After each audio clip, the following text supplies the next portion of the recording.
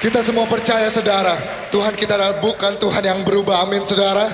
Tuhan kita adalah Alfa dan Omega. Mujizat Tuhan nyata, amin saudara. Dia yang di dunia ini, kasih kepada kami. Terima kasih Bapak, kami mau belajar mendengarkan firman-Mu. Kami mau belajar duduk diam di bawah kaki-Mu untuk mendengarkan suara firman-Mu. Berikan kami hikmat, berikan kami pengertian. Roh Kudus, berikan kami hikmat, berikan kami pengertian untuk mengerti firman-Mu, untuk mengerti firman-Mu, dan biarlah firman-Mu menjadi kami. Kami mencari pelaku firman-Mu. Terima kasih Bapak.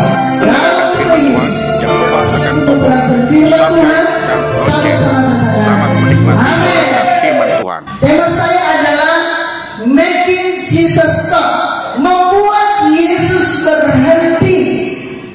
Berhenti apa ya? Ada sebuah lagu Kidung Jemaat, lagu cukup lama kalau dalam Kidung Jemaat yang ratusan tahun lalu diciptakan. Mampirlah dengar doaku. Ini kuncinya. Bagaimana supaya Tuhan mampir dengar doa kita? Bagaimana supaya Yesus stop, berhenti? Berhenti dulu Tuhan, jangan lewat. Kalau orang lain engkau jamah saya juga. Amin. Kalau orang lain engkau sembuhkan saya juga. Kalau orang lain engkau pulihkan saya juga. Kita perlu saudara. Amin. Making stop Jesus. Making Jesus stop, kembali membuat Yesus berhenti. Nah, kita melihatnya di ayat 29 dikatakan, dan ketika Yesus dan murid-muridnya keluar dari Yeriko, orang banyak berbondong-bondong mengikuti dia. Nah ini saudara, Bapak Ibu saudara, ini perjalanan Yesus menuju Yerusalem. Karena ayat 20, pasal 21 ayat 1 berbunyinya gini, ketika Yesus dan murid-muridnya telah dekat Yerusalem. Mau ngapain Yesus ke Yerusalem pada saat itu? Mau masuk mulai dalam penderitaan. Saudara, sekalipun Yesus tahu bahwa apa tujuannya ke Yerusalem untuk disalibkan, tetapi ada orang yang memanggil Yesus. Ada orang yang butuh dilayani. Yesus berhenti gak? Berhenti. Amin.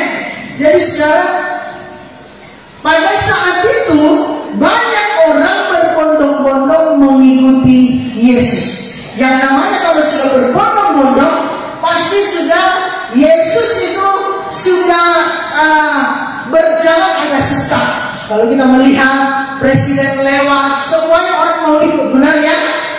Presiden ini mau lewat, apalagi Yesus. Pak presiden nggak membuat mujizat, paling bagi-bagi uang, bagi-bagi setara. Yesus membuat mujizat, dikejar, disertai banyak orang. Orang banyak berbondong-bondong mengikuti dia. Ayat 30 kita lihat. Ada dua orang buta yang duduk di pinggir jalan mendengar. Amin. Ayat 30 coba kita ambil. Ada dua orang buta yang duduk di pinggir jalan mendengar. Sama-sama katakan mendengar. Dua orang ini buta, matanya buta, tetapi telinganya mendengar. Apa yang dia dengar saudara? Bahwa Yesus lewat. Ketika dia mendengar Yesus lewat, lalu mereka berseru. Mengapa mereka berseru? Mereka berseru. Orang ini buta, tetapi mendengar. Apa yang sudah mereka dengar tentang Yesus? Yesus menyembuhkan, Yesus memulihkan, Yesus membangkitkan orang mati, dan iman mereka timbul. Bukankah dalam Roma pasal 10 ayat 17 dikatakan, iman timbul dari pendengaran akan firman Kristus. Amin. Iman timbul dari pendengaran akan firman Kristus. Memang oleh sebab itu Bapak Ibu Saudara, pentingnya kita selalu belajar firman Tuhan. Pada saat itu dua orang buta ini mendengar Yesus lewat, dan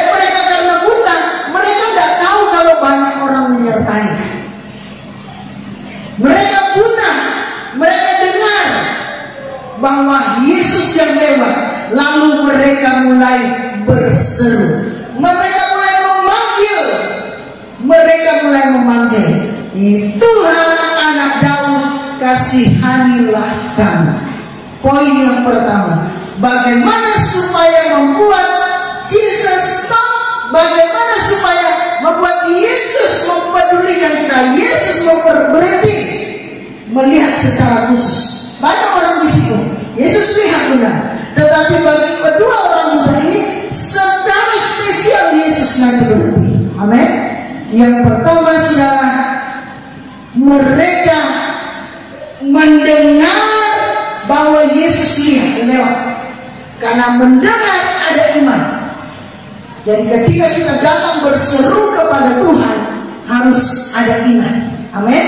Iman yang didasarkan pada kebenaran firman Tuhan. Ayat 30 dikatakan, lalu mereka berseru, Tuhan anak Daud, kasihanilah kami. Tetapi orang banyak itu, ayat 31, orang banyak itu mendengar mereka, menegur mereka, bukan mendengar. Tetapi orang banyak itu menegur mereka supaya mereka apa? Supaya mereka diam. Ada banyak kali ketika kita mulai sungguh-sungguh dengan Tuhan, ada banyak mulai orang mau, orang ini sudah sudah ke gereja terus, sudah berdoa terus, wah, supaya kayak seperti di surga sudah hidupnya. Padahal memang saudara, dalam doa Bapa kami, Yesus berkata apa? Diajarkan, datanglah kerajaanmu di bumi, jadilah kehendakmu seperti di surga. Jadi masih di bumi ini kita bisa rasakan surga. Amin. Kita bisa rasakan surga. Orang itu doanya, datanglah kerajaanmu. Ketika orang banyak itu menegur mereka disuruh diam. Diam, orang buta diam. Ini lagi banyak orang mengikuti Tuhan. Tetapi apa yang mereka lakukan?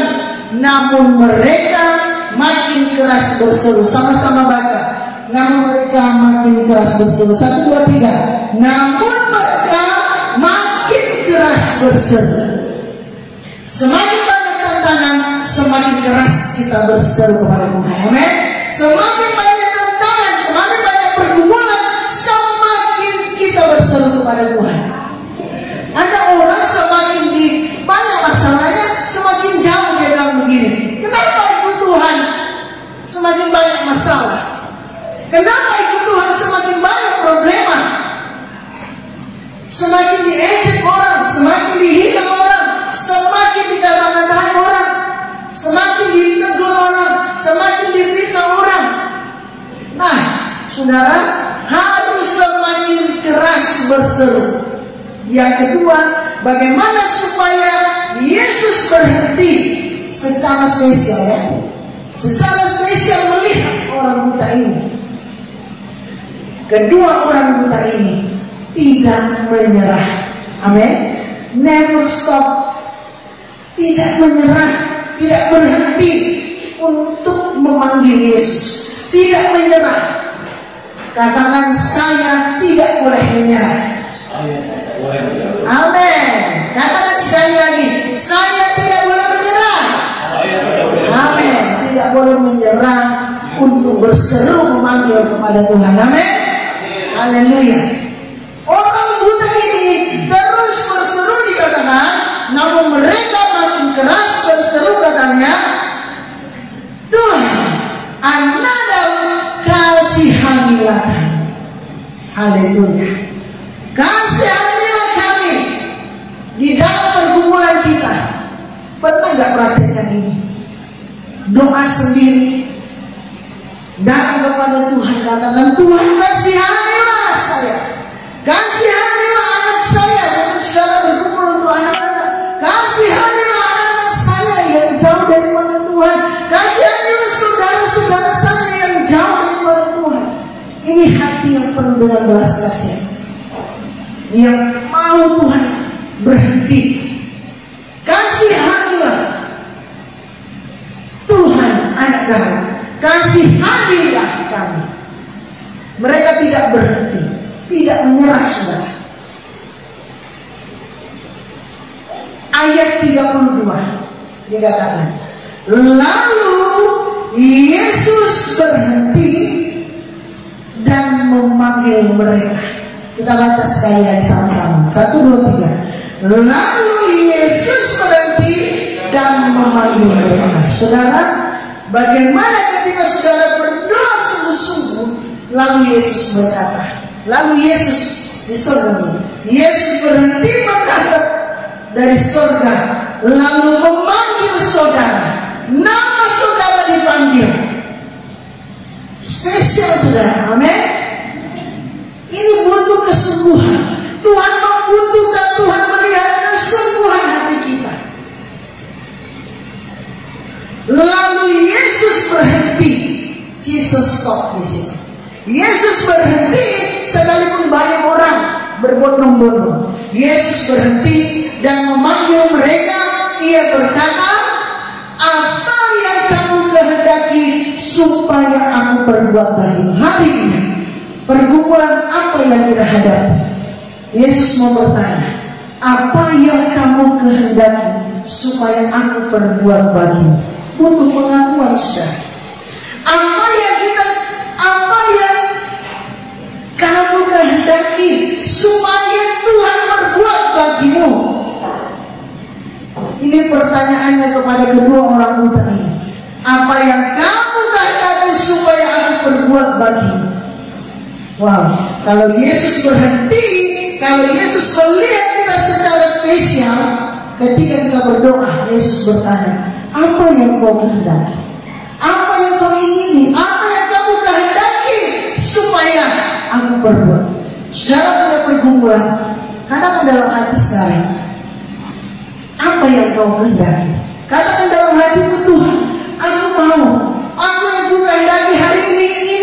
Aku mau supaya Tuhan ini dalam hidupku, supaya Tuhan sembuhkan aku, supaya Tuhan memulihkan aku. Aku rasanya tawar sudah Tuhan denganmu. Aku rasanya hatiku hancur, rasanya hatiku kecewa. Tuhan pulihkan aku. Aku lagi mau rencana ini, Tuhan buka jalan. Karena Tuhan bertanya hari ini, apa yang kamu kehendaki supaya aku berbuat bagimu? Amin. Saudara ini kasih Tuhan. Yesus bertanya, apa yang kamu kehendaki supaya aku perbuat bagimu? Jawab mereka, Tuhan, supaya mata kami dapat melihat. Mungkin hari ini kita tidak buta. Kita bukan pergumulan, kita bukan buta secara lahiriah. Tetapi pergumulan kita ada sesuatu yang kita butuhkan Yesus di dalamnya. Amin. Atau yang Anda yang tidak punya pergumulan hidup di sini, saya pastikan tidak ada yang Anda tangani. Anak-anak pun punya pergumulan, mulai bertambah. Mulai banyak aturan dalam rumah, berkumpul, saudara. Oh, kenapa aku tidak ke sana, tidak ke sini, tidak bebas. Mulai berkumpul juga anak-anak itu hanya tidak diekspresikan. Semakin dewasa seseorang, semakin banyak pergumulannya. Hidup sendiri, pergumulan seorang diri. Sudah masuk rumah tangga, pergumulan rumah tangga. Hidup sendiri, pergumulannya, kapan saya dapat jodoh? Kapan saya menikah? Sudah dapat pacar, tanggal berapa saya mau menikah? Sudah menikah, kapan punya anak? Pergumulan, ya kan? Bergumul terus. Sudah diizinkan Tuhan, dapat anak. Bagaimana dengan masa depan anak saya? Apa hari-harinya? Dapat anak satu, bergumul. Ada lagi anak kedua, bergumul lagi, saudara. Ada lagi anak ketiga. Nah, kalau ibu nenek cita-citanya memang 4 anak. Amin. Belum selesai ya Pak. Haleluya. Semua ada anak bergumul, orang tua bergumul. bagaimana membesarkan anak ini dengan penuh hikmat Tuhan. Karena apa, saudara? Setiap anak punya masing-masing. Sekalipun dia kembar, saudara tahu bukan kembar ya kan? Tahu kan? Dengan saudara itu berbeda pasti, punya karakter masing-masing. Sekalipun kembar, tetapi talentanya berbeda-beda. Ada yang suka ini, ada yang suka, apalagi beda kakak adik biasa.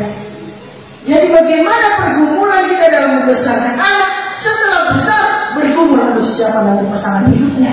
Kalau sudah cewek datang bawa pacarnya, aduh benarkah ini orangnya? Gitu. Jadi sebabnya saudara, setiap hidup kita ada pergumulan dahsyat. Tetapi kita bersyukur kalau ada pergumulan. Artinya Bapak Ibu, kita terus membutuhkan Tuhan dalam hidup kita. Amin. Kita terus membutuhkan Tuhan. Nah kita lihat jawab mereka ayat 33. Kedua orang muda ini menjawab, Tuhan, supaya kami dapat melihat. Apa pergumulan kita saat ini? Kita datang bawa kepada Tuhan, tetapi tidak berhenti sampai di situ. Tidak berhenti kita bawa pergumulan kita, lalu kita stop. Kalau Tuhan sudah berhenti tadi untuk memenuhi setiap keperluan kita, pergumulan, kita percaya bahwa tidak ada yang mustahil bagi Tuhan. Amin. Jadi saudara yang dikasih Tuhan, karena kenapa saudara? Setiap orang yang percaya kepada Dia. Nah, saya ingat ayat 1 ini. Kita buka dulu kan. Kalau mau buka di situ, buka di scripture-nya, bukan di song ya. Di scripture-nya di Kolose. Saya ingat satu ayat ini. Kolose pasal 2 ayat yang ke-6. Kita akan baca bersama. Bisa kan ditampilkan di sini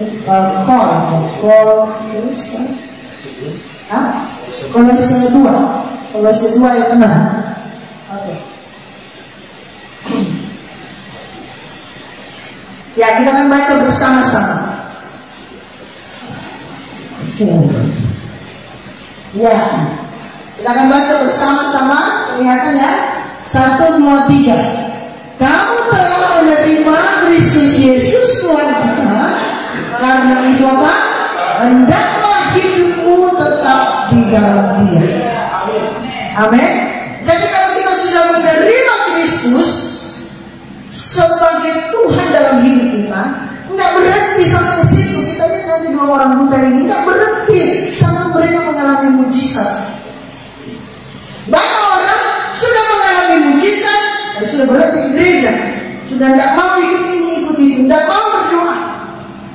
Dan kenapa saudara ayat itu mengingatkan kita kalau kita telah menerima Kristus Yesus sebagai Tuhan, karena itu hendaklah hidupmu tetap di dalam Dia. Apa di dalam Dia? Di Kolose itu di ayat yang ke berapa tadi ya? Di bawahnya ayat yang ke-11 bagian B. Ayat 11 bagian B itu ada bunyinya seperti ini. Dalam Dia kamu telah disunat, bukan dengan sunat yang dilakukan oleh manusia, tetapi dengan sunat Kristus yang apa? Terdiri dari apa? Penanggalan akan tubuh yang berdosa. Jadi meninggalkan manusia lama. Di dalam Dia itu seperti itu.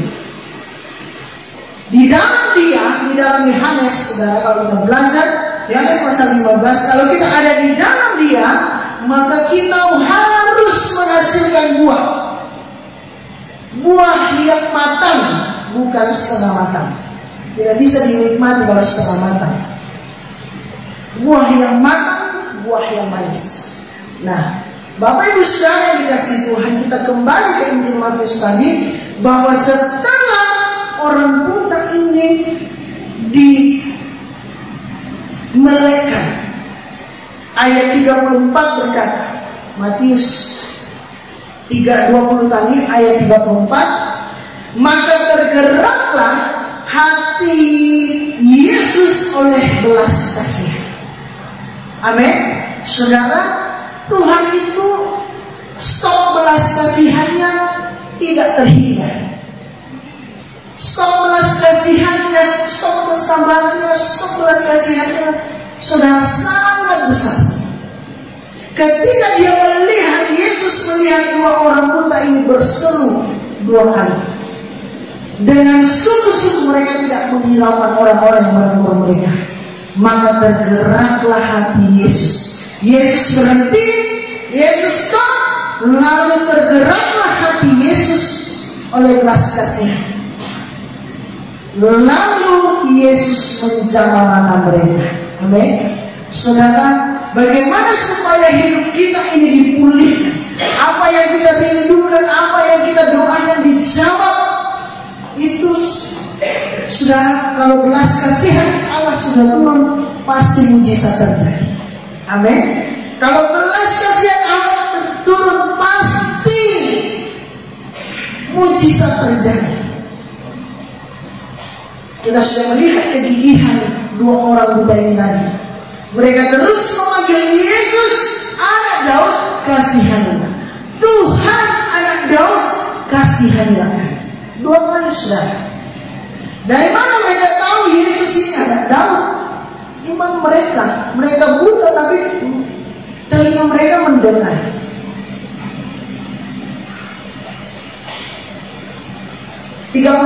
Maka tergeraklah hati Yesus oleh belas kasihan. Lalu ia menjamah mata mereka, dan seketika itu juga mereka melihat. Lalu apa saudara? Mengikuti dia. Lalu orang buta ini mengikuti Yesus. Mereka tidak mau hanya disembuhkan, tapi mereka juga mau menjadi follower, mau menjadi pengikutnya. Maka kita baca tadi di dalam Kolose, setiap orang yang sudah menerima Kristus itu harus hendaklah hidup di dalam Dia. Mengapa pakai kata hendaklah? Karena Yesus, Tuhan itu tidak pernah paksa kita. Tuhan selalu mau ada bagi kita, tetapi kadang-kadang orang yang tidak mau dekat dengan Tuhan. Maka dari Yohanes pasal 3 ayat 16 Yesus berkata, firman Tuhan berkata, begitu besar kasih Allah akan dunia ini, karena begitu besar, barang siapa yang menerima, kata barang siapa menunjukkan Tuhan memberikan kebebasan. Tuhan tidak bilang kamu harus menerima. Yesus bilang barang siapa. Amin. Barang siapa yang menerima Yesus, hidup kekal. Barang siapa yang menolak, hukuman kekal. Jadi Bapak Ibu Saudara, Kolose 2 dikatakan kalau kita sudah menerima Kristus, kita hendaklah hidup di dalam Dia. Amin. Hidup di dalam Dia ini sangat banyak maknanya. Salah satunya kita baca di Kolose tentang penanggalan tubuh yang berdosa. Kalau dalam Roma pasal 8 tentang kita tidak hidup dalam kedagingan, hidup dalam roh. Perbuatan daging telah nyata di dalam Galatia pasal 5. Jadi Bapak Ibu Saudara yang dikasihi Tuhan, kita kembali ke ayat yang kita baca bahwa orang buta ini setelah mereka menerima belas kasihan Allah, mereka mengalami mujizat Tuhan, mereka mengalami pemulihan, lalu mereka mengikuti Dia. Di dalam pelayanan Yesus bukan hanya menyembuhkan, bukan hanya membangkitkan orang mati, bukan hanya mengadakan mujizat, tetapi Tuhan juga mengajar. Amin. Oleh sebab itu Bapak Ibu Saudara, kita harus selalu memberi diri untuk diajar oleh Tuhan. Tuhan juga memberi pengajaran. Yohanes pasal 6, ketika Yesus memberi pengajaran yang cukup panjang tentang tubuh dan darah Kristus, Yesus mulai bilang, tubuhku adalah roti yang turun dari surga. Orang Yahudi tidak terima. Jangankan orang Yahudi, murid-muridnya katakan ini keras. Yesus mulai mengajar pengajaran Yesus keras. Ini keras, mengoncangkan iman murid-muridnya. Jadi Bapak Ibu saudara yang dikasih Tuhan. Tetapi saudara, satu hari kelima dikatakan. Satu hari kelima, saya ingin kita baca ayat ini. Bisa dibuka di scripture. 1 Yohanes pasal 5 ayat 3. Haleluya. 1 Yohanes pasal 5 ayat 3. Kembali scripture. Kalau yang sudah dapat, kita akan baca bersama-sama, ada di belakang. 1, 2, 3. Sebab inilah kasih kepada Allah, yaitu bahwa kita menuruti perintah-perintahnya. Haleluya. Apa bukti kasih kepada Allah? Yaitu apa? Menuruti perintah-perintahnya. Dan apa? Perintah-perintahnya itu tidak berat. Tapi banyak orang merasa berat. Mengapa berat? Tidak membuka hidupnya bagi kasih Allah. Saudara, semakin kita setiap hari membuka hati kita untuk dipenuhi kasih Allah, semakin ringan, semakin gampang, semakin tidak berat kita melakukan perintahnya. Amin. Karena kasih Allah itu yang memenuhi hidup kita, kasih Allah yang memenuhi pikiran kita, kasih Allah yang memenuhi hati kita. Orang buta ini mulai mengikuti Dia, mulai mau diajar, mulai mengikuti Dia, mengikuti Yesus. Jadi Bapak Ibu saudara yang dikasih Tuhan, mari kita sungguh-sungguh untuk datang kepada Tuhan seperti kedua orang buta. Mereka tidak berhenti, mereka tahu bahwa Tuhan ini anak Daud yang mampu mengasihani mereka, yang mampu memulihkan mereka, memulihkan mereka apapun pergumulan. Bapak saudara sekarang, Tuhan itu mampu. Amin. Saudara, Tuhan itu mampu. Saya ini senang sekali melihat kesaksian-kesaksian di YouTube. Selain baca firman Tuhan, karena kesaksian-kesaksian ini membangun iman juga. Ketika ada banyak orang yang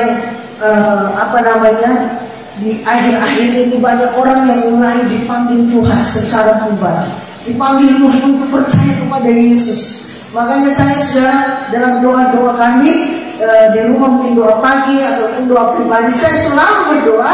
Saya juga doa Bapak saudara berdoa bagi orang-orang yang baru menerima Kristus, berdoa bagi orang-orang yang baru percaya kepada Yesus. Mengapa? Mereka ini sering dapat persekusi, ditolak oleh keluarga, bahkan ditolak oleh pemerintah, ditolak oleh negara mereka. Doa saudara, amin. Karena hari-hari ini saya juga didorong untuk berdoa untuk orang-orang yang dulunya sungguh-sungguh dengan Tuhan lalu berbalik 180 derajat. Tuhan mau menyelamatkan kita semua, amin.